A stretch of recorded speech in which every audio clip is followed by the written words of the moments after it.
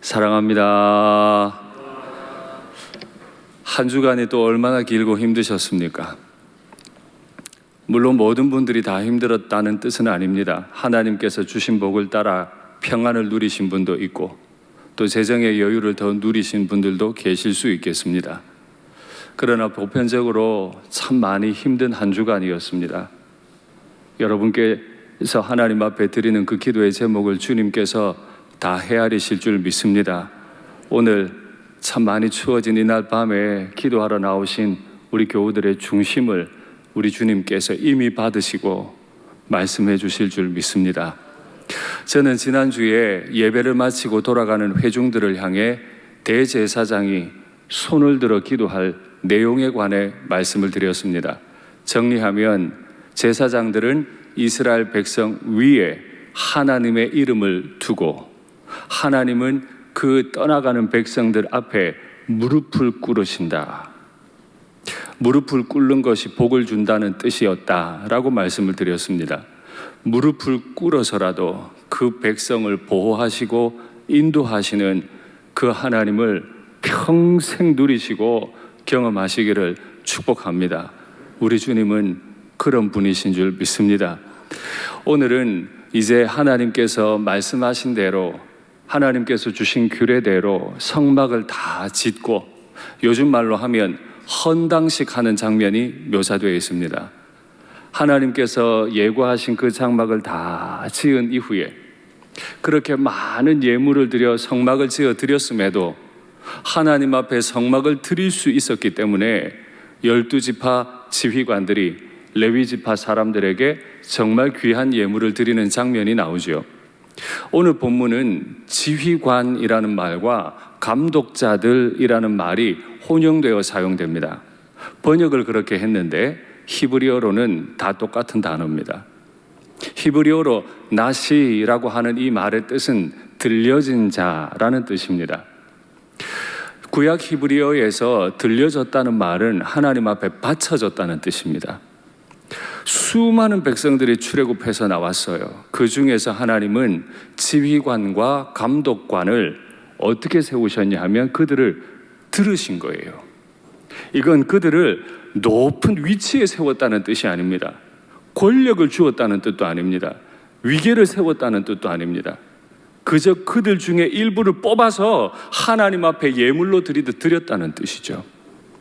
그러니까 한 백성의 지도자가 되었다는 것은, 각 지파의 지도자가 되었다는 것은, 교회의 귀한 직분을 받았다고 하는 뜻은 나 자신이 하나님 앞에 제물로 들려졌다는 뜻입니다. 그러니까 오늘 기도하러 나오신 특별히 중한 직분을 받으신 분들께서는 내 말과 내 생각이 오늘 의심되어야 마땅합니다. 믿음이라고 하는 말은 하늘에 계신 하나님은 믿는다는 뜻이고, 대신 땅에서 비루하게 살아가는 우리 자신에 대해서는 동시에 의심한다는 말이 되죠. 하나님을 믿으려면 날 의심해야 돼요. 내 인격을 의심해야 돼요. 담임 목사인 제가 저를 의심하지 않고 목회한다면 어떤 일이 벌어지겠습니까? 그냥 제 생각이 맞다고 옳다고 밀어붙여버리면 그게 과연 주의 뜻일까요? 아닐 겁니다. 여기 계신 우리 중한 직분을 받으신 분들도 마찬가지입니다.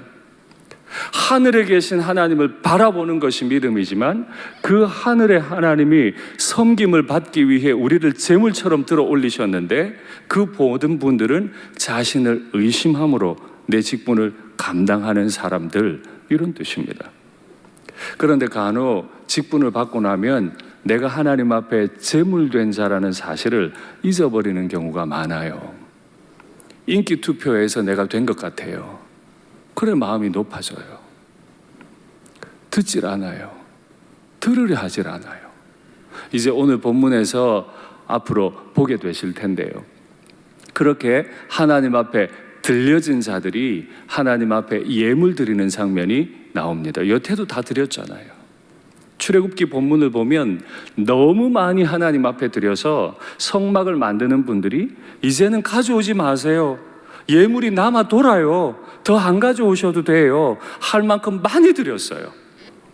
그런데 성막을 완공하고 하나님의 제단에 기름을 들이붓는 날에 발랐다고 표현하는데 기름으로 칠했다는 뜻이 아니고요, 어노인팅 했다는 겁니다. 완전히 기름으로 제단에 그냥 가득 차게 부어버렸다는 뜻이죠. 완전히 거룩하게 구별한다는 뜻입니다. 하나님 앞에 거룩한 기름으로 완전히 헌당하는 날에 하나님께 드릴 수 있음이 감사해서 지도자들이 또다시 드리기 시작합니다. 지도자들은 끊임없이 드리는 자들이거든요. 직분을 받으신 분들께서는 거기에 합당하게 드릴 준비를 하셔야 돼요. 우리 담임 목사가 헌금 많이 내라는 소리를 하는 건가? 물론 헌금도 드릴 땐 드려야 되겠죠. 그러나 내 자신을 드리고, 내 자신을 드리는 가장 좋은 표현은 기도를 드리는 거죠. 내 전 존재를 쏟아부어 하나님 앞에 기도하는 거죠. 우리 직분자들 지금 기도 열심히 하고 계십니까? 눈물로 기도하고 계십니까? 그 드림 없이, 그 기도의 제물됨 없이 내가 어떻게 내게 주신 직분 감당하겠습니까? 기도하지 않고는 하나님 앞에 직분 감당 못해요. 기도하지 않고는 감당 못해요. 왜냐하면 기도해야 날 의심할 수 있거든요. 기도해야 그 시간에 나를 돌아보고 의심하고 순결하게 날 하나님 앞에 드릴 수 있거든요. 우리 교회에 있는 담임 목사나 우리 수많은 직분자들께서는 힘을 내어 기도하는, 진짜 기도하는 그런 직분자들 다 되기를 바랍니다. 12지파의 지도자들 한 사람씩이 하나님 앞에 수레 6대와 소 12마리를 먼저 드립니다. 수레 6대, 소 12마리를 그 12 지도자들이 모아서, 힘을 모아서 먼저 드려요. 이걸 드렸더니 이제 레위지파 제사장들이 그걸 받아가지고 나누었습니다. 근데 고핫 자손에게는 수레도 소도 아무것도 안 줘요. 레위지파에는 총 3가문이 있다 그랬잖아요. 고핫 자손, 게르손 자손, 무라리 자손, 총 3자손이 있는데 고핫 자손에게는 안 줘버려요. 게르손 자손에게는 마차 2대와 소 4마리를 줍니다. 그리고 무라리 자손에게는 마차 넉 대와 소 8마리를 줘요. 왜 이렇게 차별하는 거죠? 오늘 본문 보니까 그 직임대로. 이건 차별이 아닙니다. 누가 더 높기 때문에 어떻게 하고 누가 덜 높기 때문에 더 뭐 다르게 드리고 이런 게 아니고 그 직임대로, 그 쓰임대로. 고핫 자손의 일은 성막과 관계해서 늘 매는 일이에요. 매는 일이니까 수레도 필요 없고 그 수레를 끌 소도 필요 없어요.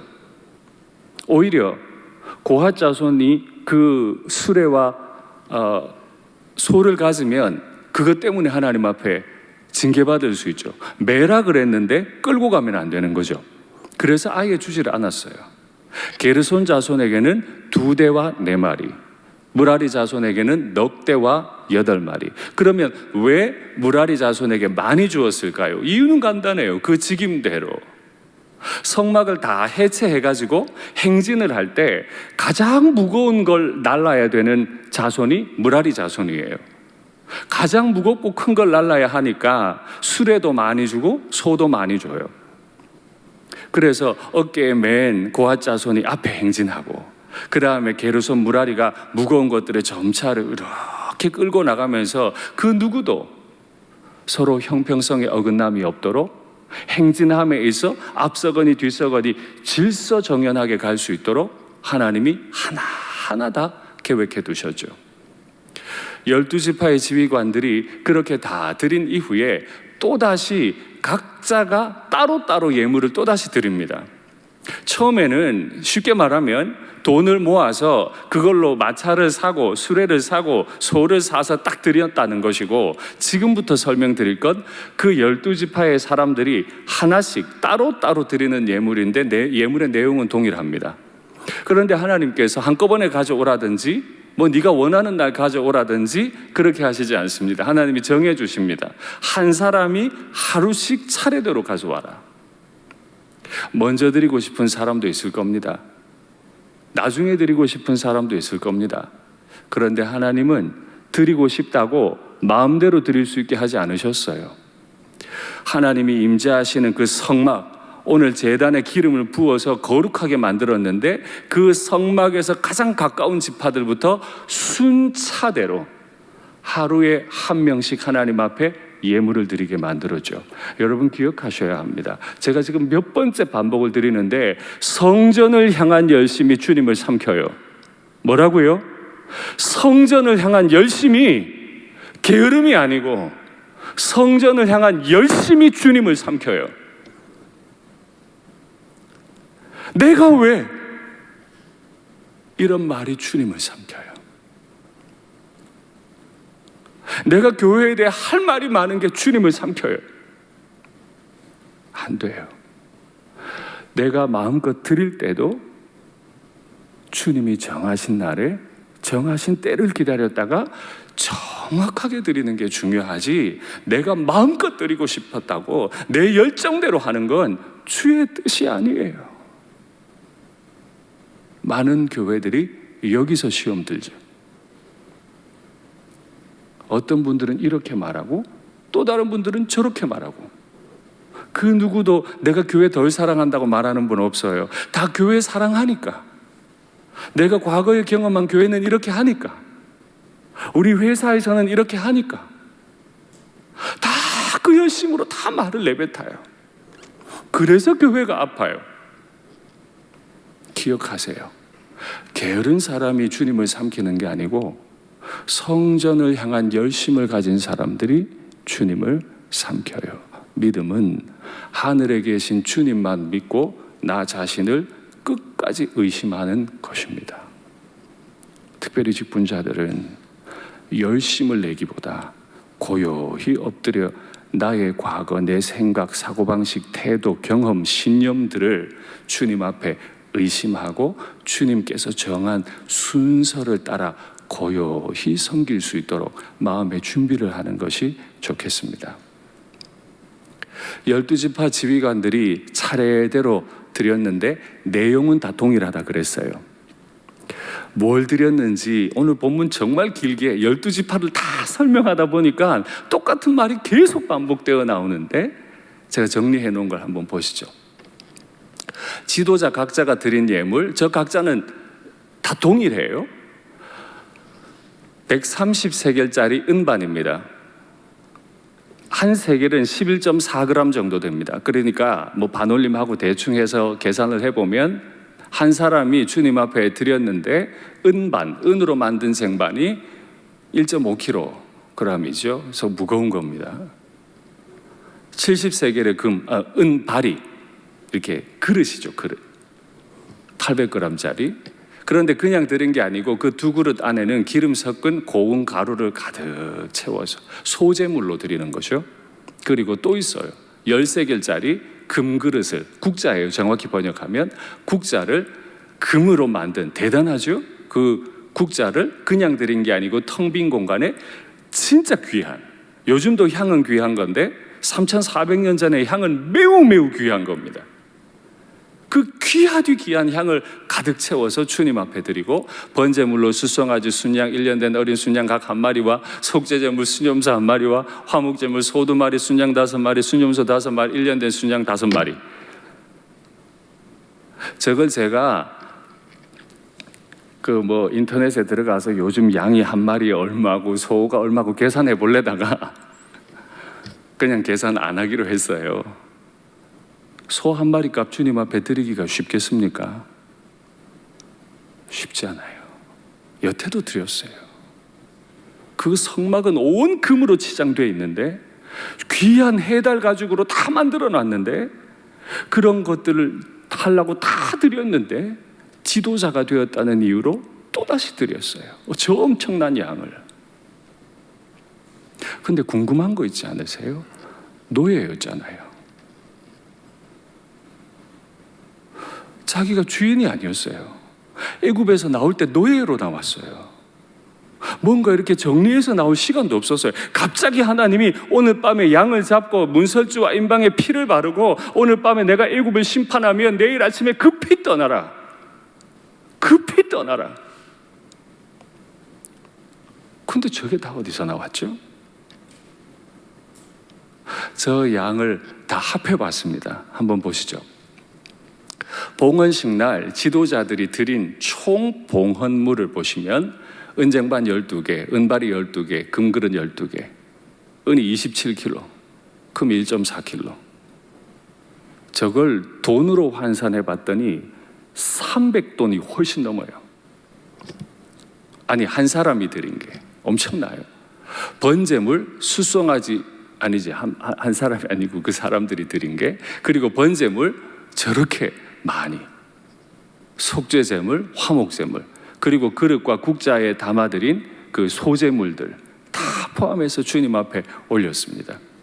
다시 물을게요. 노예로 평생 살다가 갑자기 그날 밤에 나온 이분들에게 무엇이 있어서 지도자라는 이유로 저렇게 다 드렸을까요? 어디서 나왔을까요, 저게? 성경을 출애굽기를 가만히 보시면 나오는 날에 하나님께서 애굽 사람들로 하여금 그들의 은금 패물을 다 선물로 주도록 만드셨어요.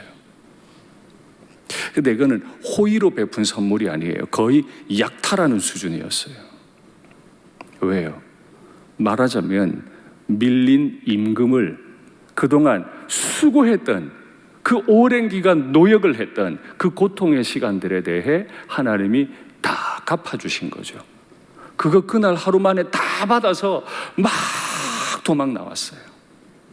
그리고 하나님이 자신들에게 주셨던 것을 지도자들답게 하나님께 다 올려드린 거죠. 노예로서 자유인이 된 사람들이 꼭 해야 할 것. 제가 지난 주일에도 말씀드렸죠. 내가 과거에 어떻게 행했고 지금 현재 광야에서 어떻게 행했고, 이거 절대 잊어버리지 말고 기억해라 말씀하셨다 그랬잖아요. 지휘관이 되었든 지휘관이 아니든 노예로서 자유민이 된 모든 사람들은 꼭 기억해야 돼요. 그날 밤을 잊으면 안 돼요. 내가 하나님 앞에 구원받은, 아무 조건 없이 내가 아브라함과 이삭과 야곱의 후손이라는 이유만으로 하나님이 조건 없이 호의를 베풀어 주셨던 그날 밤을 잊으시면 안 돼요. 그러면 헌신하면서도 마음이 높아져요. 헌신하기 싫은데 억지로 해요. 아유, 오늘 또 금요 기도회네. 내가 직분만 없어서 오늘 교회 안 갈 수 있는데, 날도 추운데. 이 직분 때문에 기도해 나와야 되고, 직분 때문에 헌금해야 되고. 내 마음을 좀 바꾸면, 맞아, 내가 바로 직전에 노예였지. 하나님이 아니었더라면 이 드릴 것도 없었고 지금도 나는 채찍 맞고 벽돌 굽고 있겠구나. 소망이 없었겠구나. 그 하나님이 지금 내게 예물을 받으시겠다니, 내가 자유인이 됐다니, 내가 더 이상 애굽의 바로의 종이 아니라 홍해를 가르시고 나일강을 범람시켜버리시고 나일강의 수많은 신들을 다스리시는 하나님의 종이 되었다니 감사한 마음으로 마음껏 섬길 수 있는데, 마음껏 섬기고도 자신을 낮출 수 있는데, 그날 그 밤을 잊어버리면 직분이 사람을 망치죠. 그러니 오늘 우리는 기도할 때 우리 자신을 의심하면 좋겠습니다. 드리고도 또다시 자신을 낮출 수 있는, 내 신앙 열정이 교회를 삼키지 않게 할 수 있는 그 겸손한 마음을 주님께서 우리에게 주시기를 간절히 바랍니다. 그렇게 다 드리고 났더니 그 출애굽한 공동체의 대표인 모세가 하나님을 만나기 위해 성막 안으로 들어갔습니다. 하나님께 말하려 들어갔는데 하나님이 말씀하셨다. 여러분, 오늘 하나님께 말하러 나오셨죠? 그죠? 다른 분들은 그냥 집에 계신데, 우리 일상교회가 코로나 터지기 전에 작년부 1200명, 주일학교 350명, 주일날 이곳에 1,500명 이상이 뜰을 밟는 공간이었는데 지금 여기 예배 이 자리에 나오신 분은 100명도 안 돼요. 손에 꼭꼭 꽂는 분들이 나오셨어요. 왜 오셨어요? 말하러 나오셨죠? 기도는 말하는 것이 아닙니다. 말하시는 하나님의 음성을 듣는 것이죠. 어쩔 수 없이 저는 기도회를 인도하고 또 많은 기도의 제목들을 여러분께 드릴 거예요. 그러니 여러분, 오늘은 하나님 음성을 말씀하시는 중에 들으려 하십시오. 교회를 잘 이끄는 지도자들은 말을 많이 하는 사람들이 아니라 말을 잘 듣는 사람들이죠. 말이 없어서 문제가 아니에요. 말이 많아 문제지. 하나님의 음성을 듣지 않아서 문제예요. 조금 후에 말씀드리겠습니다마는 신약 시대에 와서 예수님께 책망받았던 대제사장과 바리새인들, 그들의 문제는 뭐였어요? 몰라서가 아니에요. 법을 알아도 너무 잘 알아요. 하나님의 법을 막 달달달달 외우고 있어요. 법 전문가들이에요. 말씀 전문가들이에요. 그런데 뭐가 문제예요? 듣지 않아서 문제예요. 그 엄청난 회중의 대표인 모세가 하나님 앞에 말하러 갔지만은 하나님이 말씀하세요. 근데 구체적으로 설명하시죠. 법궤 위에, 속죄소 위에, 두 그룹 사이에 임재하신 하나님이 말씀하셨다. 왜 굳이 하나님의 임재하신 그 거처를, 좌소를 구체적으로 설명했을까요? 지금 이스라엘 60만, 군인 수만 60만, 그러니까 보통 200에서 400만 정도, 최소 200만이죠. 좀 평균적으로 당시 인구를 계산해 보면 한 400만, 그 엄청난 사람들이 400만이 모여 있다고 생각해 보십시오. 엄청 흩어져 있는 그 넓은 광야에, 그 조그마한 성막에, 가장 어두운 그 은밀한 공간, 그 어두운 곳에 하나님이 그곳에 임재하시고 아무도 볼 수 없는 그곳에서 하나님이 고요하게 말씀을 내뱉고 계세요. 기도는 엄청 넓은 땅 가운데서 가장 어두운 곳에 숨어서 계시며 그곳에서 은밀하게 말씀하시는 하나님 앞에 귀를 기울이는 시간인데, 오늘 그 음성 들을 준비를 하셨습니까? 조금 다르게 반대로 생각해 볼까요? 하나님이 그날 그 백성들을 이끌어내시고 엄청난 규모의 백성들 가운데 성막을 다 짓게 하시고, 그 흑암 가운데, 그 성막 안은 깜깜하잖아요. 지성소 안에는 어떤 등대도 없어요. 그냥 깜깜해요. 그 깜깜한 가운데서 하나님이 거기에 임하셨대요. 여러분, 어떤 감정이 드세요? 히브리 노예들의 입장에 대제국의 왕 바로가 히브리 민족의 집에 들어온다고 하면 어떤 일이 생길까요? 여러분, 직장 생활 해보셔서 아시잖아요. 사장님들이 갑자기, 평소에 볼 수 없는 사장님이 오늘 우리 사무실에 방문하신대요. 안 하던 청소도 좀 해야 될 겁니다. 없던 꽃도 좀 갖다 놓고요. 우리 장로님 중에 군에 계셨던 분들도 계시지만 지휘관들이 갑자기 우리 내무실에 온다든지 사무실에 방문한다, 특별히 사단장님 이런 분들이 온다고 하면 정말 난리가 나잖아요. 제가 군에 있을 때 육군 참모총장님이 저희 부대에 오신대요. 고참들이 늘 하는 말이, 우리 부대에 아주 특이한 게 네가 있는 의무대니까 너한테 꼭 가실 거다.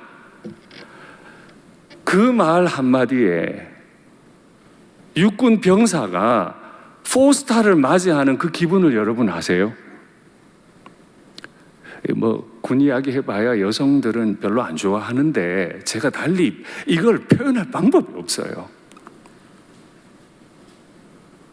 그때 제가 일병이었습니다. 육군 포스타가 방문한대요. 네 의무대에 갈 거래요. 제가 얼마나 몇 날 며칠을 고생했겠습니까?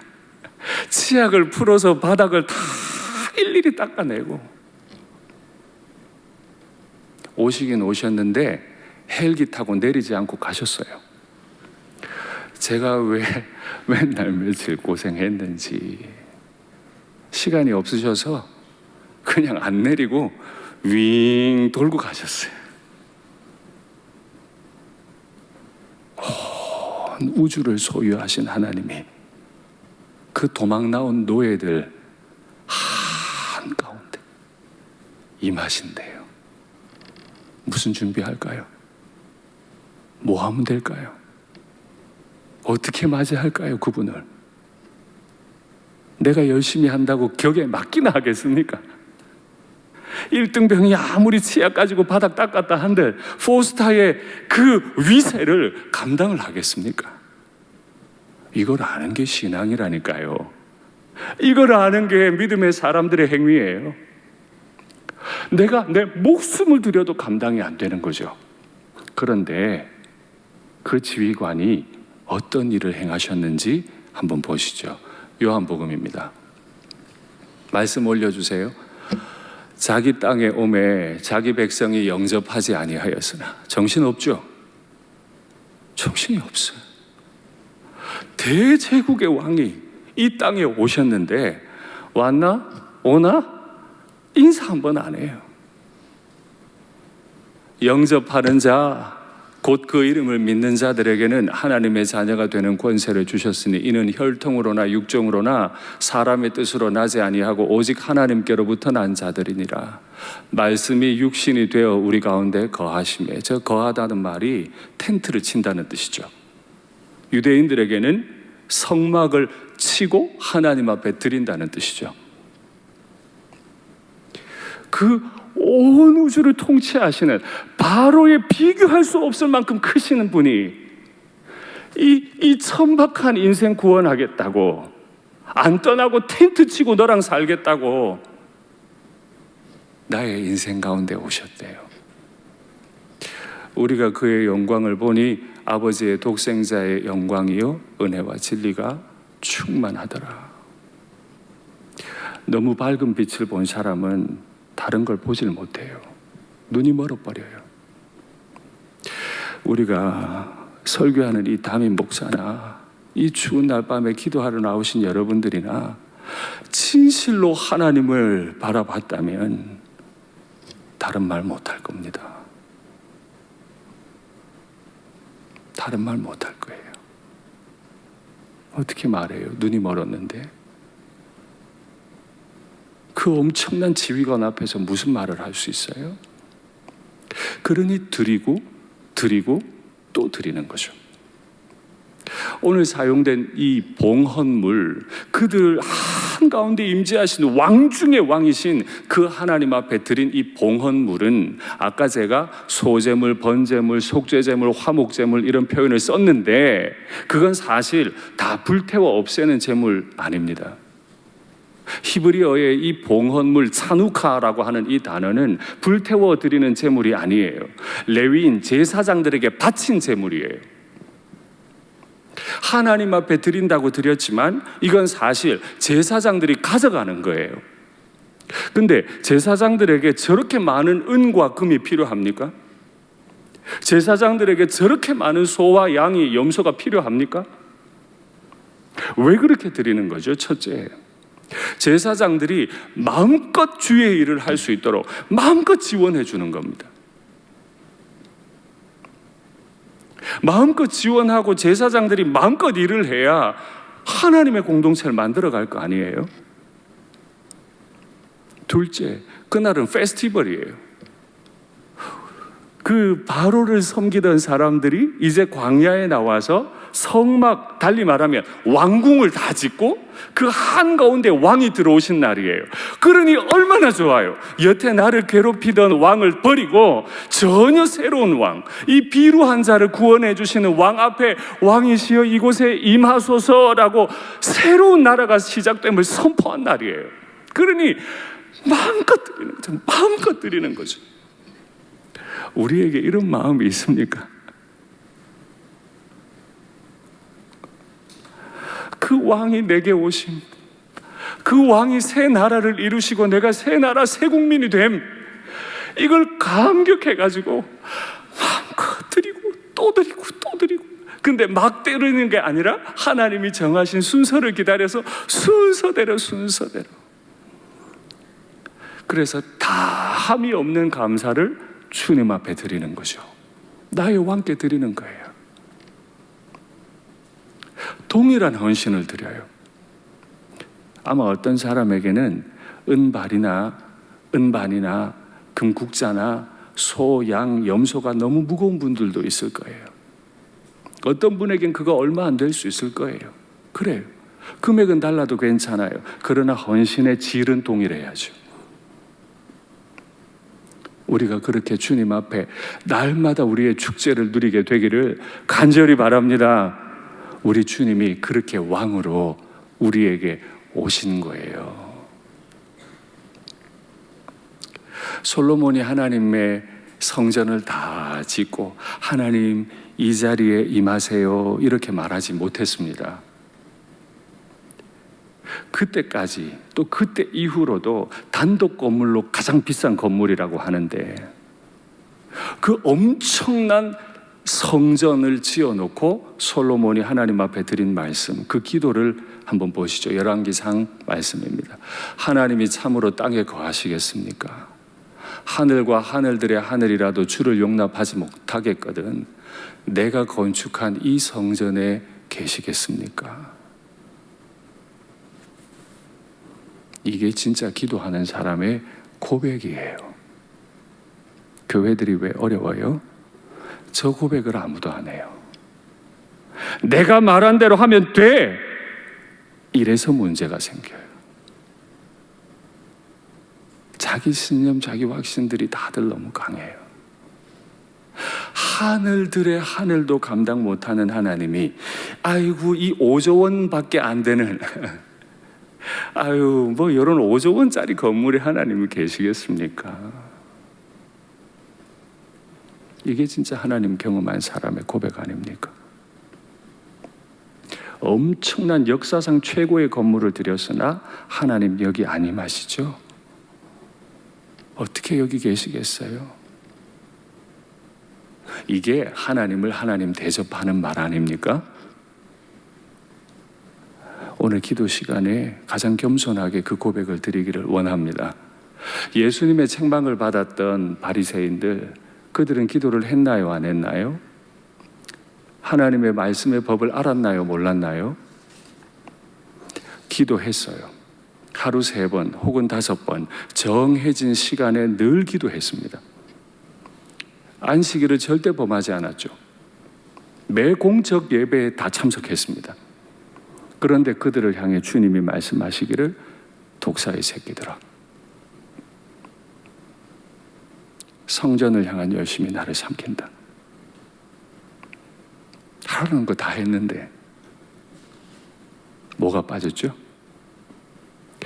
공적 예배에 나와 개인 기도를 하질 않아요. 자리만 채우고 가는 거예요. 하나님 앞에 말은 많이 하는데 하나님의 음성을 듣지 않고 가요. 그러니 10년, 20년 새벽 제단을 쌓아도 이 중심이 안 바뀌어요. 오히려 내가 10년, 20년 비가 오나 눈이 오나 난 한 번도 안 빠졌어. 이 확신에 빠져서 돌아가요. 큰일 납니다. 어디 1등병 따위가 포스터 앞에 자기를 견줍니까? 벌벌 떨어야지. 뭘 했다고요? 그런데 우리가 진짜 두려워해야 할 이유가 있죠. 지휘관들이 이날 엄청난 걸 몇 개월 동안 계속해서 드렸음에도 영원하시고 절대적인 지휘관이 우리에게 주신 예물에 비할 수가 없다는 거예요. 우리의 영원한 한 분 지휘관이 우리를 위해 그 아들을 십자가에 내주셨죠. 내가 금을 드린들, 내가 은을 드린들, 아들을 나 대신 십자가 못 박아 죽이신 그 내어줌에 비교할 수 있습니까? 비교할 수 있습니까? 그 민망함을 아는 것이 신앙입니다. 오늘 우리 기도 시간에 우리의 왕께서 이 미련한 자를 위해, 우리의 영원한 지휘관께서 이 미련한 자를 위해 행하신 일을 나를 위한 일로 경험하시고 감격하시고 힘을 얻으시고 그 어떤 고난도 이겨내실 담력 얻으시고 돌아가시기를 축복합니다. 아멘.